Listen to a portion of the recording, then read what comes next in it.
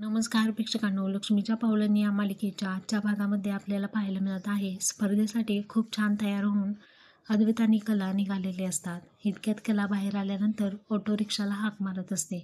अद्वैत म्हणतो, अगं वेडी झालीस का? ऑटो रिक्षा काय करतेस? गाडीमध्ये बस, चल पटकन जायचंय ना. कला लगेच रेडी होते आणि बसते. अद्वैत म्हणतो, हां स्वतःचा फायदा आहे म्हटल्यानंतर ही मुलगी लगेच रेडी झाली. कला म्हणते, काय म्हणालास? तुला भांडणं करायची आहेत का? असं तो म्हणतो. त्यानंतर कला आणि अद्वैत दोघंही जिथे स्पर्धा असते त्या स्पर्धेमध्ये तयार होऊन आलेले असतात आणि तिथे आल्याबरोबर त्या दोघांनी बनवलेली जे काही डिझाईन असते ती तिथे सबमिट केलेली असते. एंड मोमेंटला तिची डिझाईन चोरी गेलेली असते, परंतु शर्तीचे प्रयत्न करून या दोघांनी पुन्हा ती डिझाईन मिळवलेली असते. इकडे रोहिणी देखील या स्पर्धेत सहभागी झालेली असते. राहुल आणि रोहिणी हे देखील तिथे असतात. सरोज देखील खूप छान पद्धतीने तयार होऊन तिथे आलेली असते. तिच्या चेहऱ्यावरती ऑलरेडी नेहमीप्रमाणेच 12 वाजलेले असतात. इकडे आपण पाहत आहोत सोहम आणि अनामिका यांची देखील उपस्थिती तिथे असते. अद्वैत आणि कला एकमेकांसोबत बसलेले असतात. सोहम देखील त्यांना चेअरअप करत असतो आणि चेअरअप करत असताना ऑर्गनायझर म्हणत असतात की तुम्हाला काय वाटतं, या स्पर्धेमध्ये कोण जिंकणार आहे किंवा पहिला मान आणि प्रथम क्रमांक कोण मिळवणार आहे. त्यानंतर सोहम मोठ्याने ओरडून म्हणतो की कला अद्वैत चांदेकर. असं म्हणल्यानंतर सगळेजण टाळ्या वाजवू लागतात. परंतु रोहिणीला मात्र खूप वाईट वाटतं. तिला वाटत असतं की माझ्या राहुलचं नाव घ्यावं, परंतु तसं अजिबात होत नाही.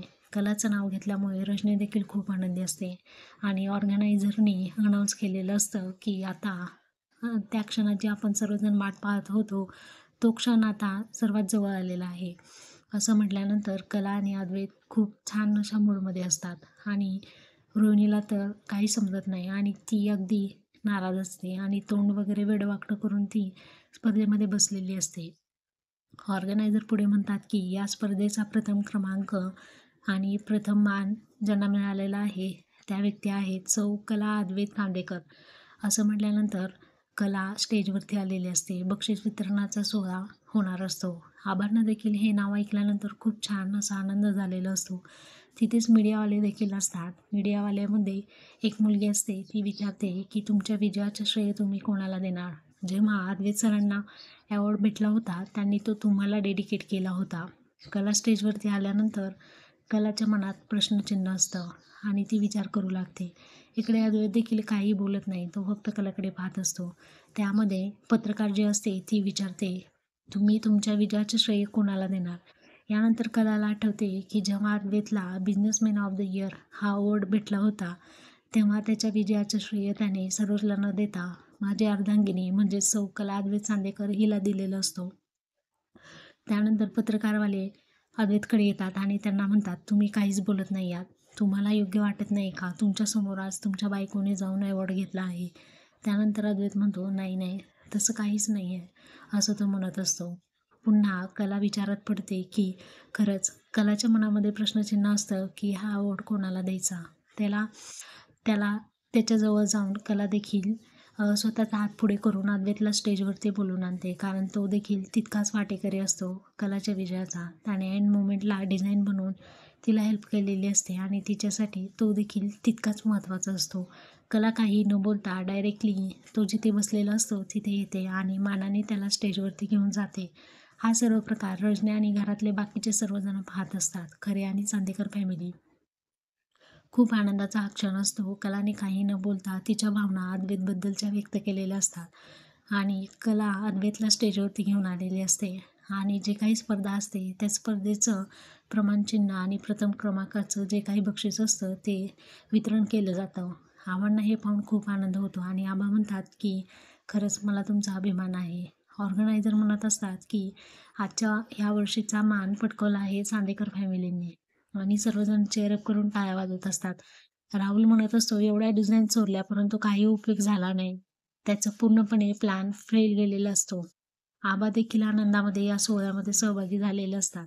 सोहम आणि अनामिका यांची देखील उपस्थिती आपल्याला पाहायला मिळत आहे. तर कलाने अद्वैतला तो अवॉर्ड डेडिकेट केलेला असतो आणि देवी उत्सव सोहळा ट्रस्ट यांच्या वतीने तो मानाचा हार आणि पुरस्कार देखील या दोघांना मिळालेला असतो आणि खूप छान आनंदाचं वातावरण असतं. त्या दोघांनी जे काही आउटपुट दिलेलं असतं त्याचं श्रेय देखील त्यांना मिळालेलं असतं हे पाहून आबा आनंदी होतात आणि आबा म्हणतात, तू आणि कला जेव्हा एकत्र येताना तेव्हा नक्कीच उत्तम अशी कामगिरी करता आणि खरंच या गोष्टीचा मला तुमच्या दोघांचाही खूप अभिमान आहे. हे ऐकल्यानंतर सरोजचे तर तोंड पडलेलं असतं. त्याचबरोबर रोहिणी देखील खूप नाराज झालेली असते आणि राहुल आणि नैना यांचे सर्व प्लॅन फेल झालेले असतात. डिझाईन विकून देखील काही उपयोग झालेला नसतो. तर अशा पद्धतीने आपल्या सर्वांची लाडकी जोडी कला आणि अद्वैत अशा पद्धतीने प्रथम पारितोषिक जिंकून ते विजयी झालेले असतात. इकडे अद्वैत घरी आलेला असतो आणि आबा त्याला समजावून सांगत असतात, हे बघ अद्वैत, मला माहिती आहे सध्या तुझी मनस्थिती आणि काय सुरू आहे ते. तू जे चुकला आहेस ना, ती सुधारण्याची एक संधी तुला मिळत आहे. ही जी इच्छापूर्तीची माळ असते ती आबा त्याच्या हाती ठेवतात आणि म्हणतात, देवी आईला तुझं सगळं घराणं सांग. कलासाठी तू प्रार्थना कर की आम्ही दोघं पुन्हा एकत्र यावे. यासाठी आता होणाऱ्या देवी आईला जाऊन तू ही माळ देवी आईच्या गळ्यामध्ये घाल आणि तुझं जे काही मागणं असेल कलासाठी ती चूक स्वीकार. कारण झालेलं चुका स्वीकारण्याची ही एक संधी तुला मिळत आहे. देवी आईला सांग, मला माफ कर, मी आत्तापर्यंत चुकलो. कलाच्या बाबतीत जे काही घडलं हे सुधारण्याची तुला एक संधी आहे. असं म्हणून आबांनी अद्वैतच्या हाती इच्छापूर्तीची माळ ठेवलेली असते.